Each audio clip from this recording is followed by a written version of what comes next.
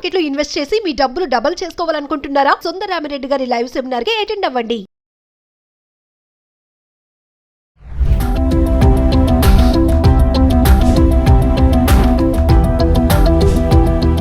నమస్తే, welcome back to Suman TV. Present మనతో పాటు ఉన్నారు తోడు నీడ ఆర్గనైజేషన్ ఫౌండర్ రాజేశ్వరి మేడం. నమస్తే మ్యామ్. నమస్తే నవీన. మేడం, నాకు ఒకటి అర్థం కాదు. ఇప్పుడు చాలా మంది చూడండి, పేరెంట్స్ ని వదిలేస్తున్నారు. కానీ పెంచి పెద్ద చేసి మంచి అభివృద్ధిలోకి తీసుకొచ్చాక పెళ్లిళ్ళు చేసి వాళ్ళ పిల్లల్ని చూసి అన్ని చేశాక వీళ్ళకి భారం అయిపోతున్నారు. కొంతమంది అయితే ఓల్డేజ్ హోమ్ లో వదిలేస్తున్నారు, కొంతమంది రోడ్డు మీదే వదిలేస్తున్నారు. అంటే వాళ్ళకి ఎందుకు అర్థం కావట్లేదు, రేపు అదే పరిస్థితి మాకు కూడా వస్తుంది కదా, మా పిల్లలు మమ్మల్ని కూడా ఇలాగే చేస్తారు అనే ఆలోచన రావట్లేదు అంటారా?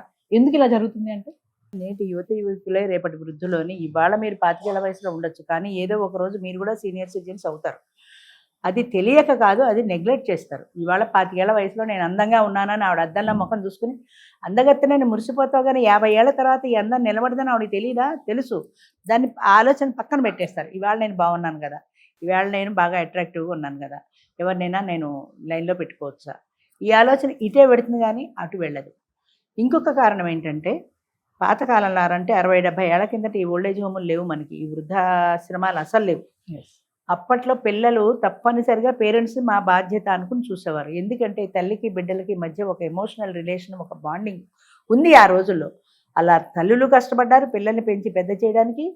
అలాగే పిల్లలు పెరిగి పెద్ద అవుతున్న కొద్దీ కూడా వాళ్ళకు కూడా తల్లిదండ్రుల పట్ల ఒక అభిమానం, అంటే వీళ్ళు మనల్ని కష్టపడి పెంచారు అని ఆ అభిమానం ఉండేది. ఇప్పుడు తల్లులు పుడుతూనే ఆయాలకు అప్పచెప్పేస్తున్నారు, డే కేర్ సెంటర్లో పడేస్తున్నారు. వాళ్ళకి ఇబ్బందులు వాళ్ళు ఉండొచ్చు, కానీ వాళ్ళ వ్యాపకాల్లో వాళ్ళు ఉంటున్నారు. సో ఇక్కడ ఎమోషనల్ బాండింగ్ ఎక్కడుంది తల్లికి తండ్రికి? పిల్లలు ఏడిస్తే ఆయా దగ్గరికి వెళ్తారు, తల్లి దగ్గరికి రారు అక్కడక్కడ.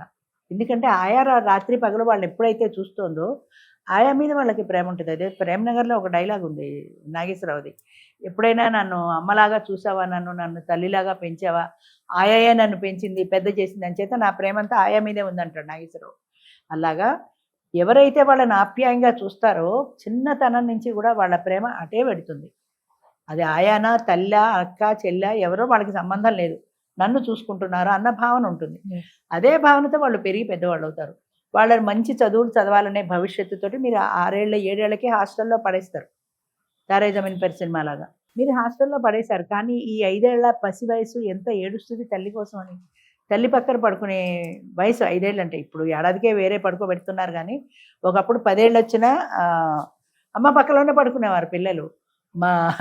మా మేనేజర్ ఉండేవాడు సుందర్ అని, ఆయన చెప్తాడు, ఆయనకి 10 ఏళ్ళు వచ్చినా తల్లి దగ్గర పాలు తాగేవాట.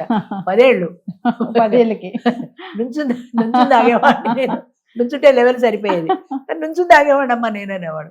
అంటే అక్కడ పాలు వస్తున్నాయా లేదా, తాగుతున్నాడా లేదా అని కాదు, ఆ తల్లి బిడ్డల అనుబంధం అంతే. పొద్దునుంచి స్కూల్కి వెళ్ళి మిస్ అయ్యాడు కాబట్టి రాగానే తల్లి దగ్గర పాలు తాగితే వాడికి ఒక సాటిస్ఫాక్షన్.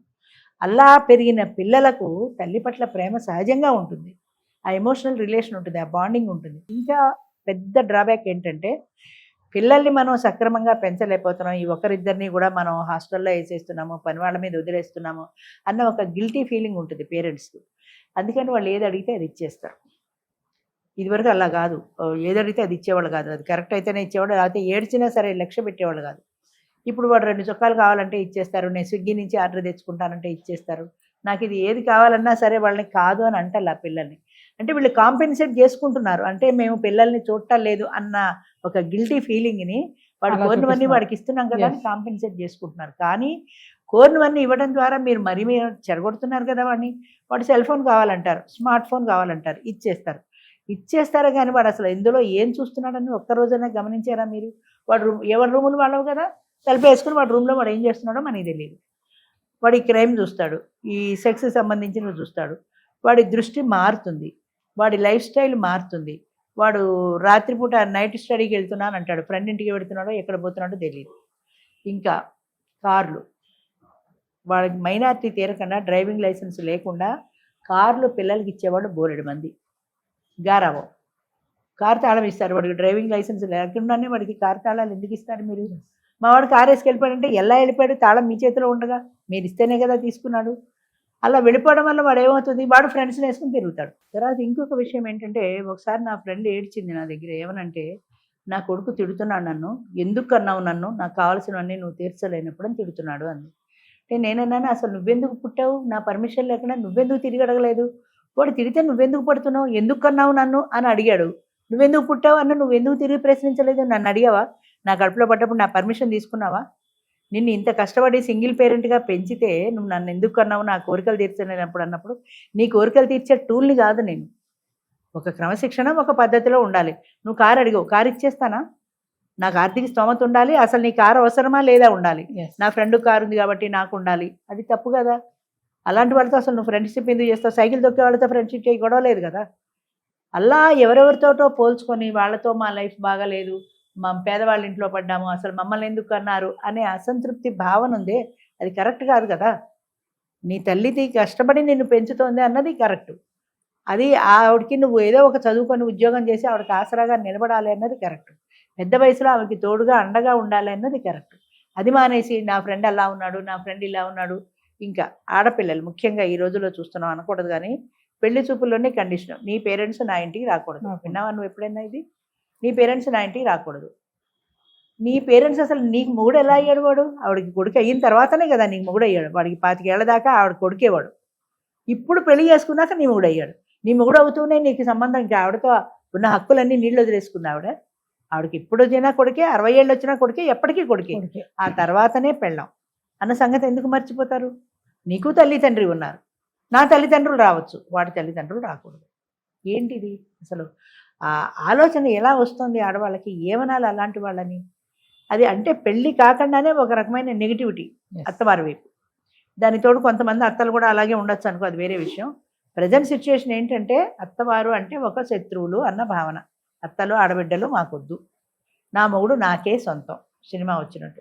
నీ మొగుడు నీకే సొంతం ఎలా అవుతాడు, వాడికి ఇంకా బాధ్యతలు ఉన్నాయి, తల్లి ఉంది, పెళ్లి కావాల్సిన చెల్లెలు ఉంది, ఈ బాధ్యతలన్నీ తీరిన తర్వాత నీ దగ్గరికి వస్తాడు. అంతేగాని అవన్నీ వదిలేసి నాతోటే ఉండాలి, నాతోటే తిరగాలి, నాతోటే టూర్లు 24 అవర్స్ నాతోటే ఉండాలంటే మిగతా బాధ్యతలు ఏమైపోతాయి. అందుకని వాళ్ళు ముందే ఏం చెబుతారంటే కండిషను, నీ పెళ్లి తర్వాత నీ వాడు నా ఇంటికి రాకూడదు. తప్పు కదా అది అన్న భావన ఎవరికి ఉండట్లా. అదే పాట ఆ అమ్మాయి పేరెంట్స్ కూడా తన పడతారు. అవునండి, మా అమ్మాయికి ఇష్టం లేదు, మా అమ్మాయి కూడా ఉద్యోగం చేస్తుంది. ఇంకా చెప్పాలంటే మా అమ్మాయి ప్యాకేజీ పెద్దది అబ్బాయి ప్యాకేజీ కంటే. ప్యాకేజీ పెద్దదైతే ఇక ఏం తప్పు చేసినా ఎరేజర్తో చెరిపేస్తారా.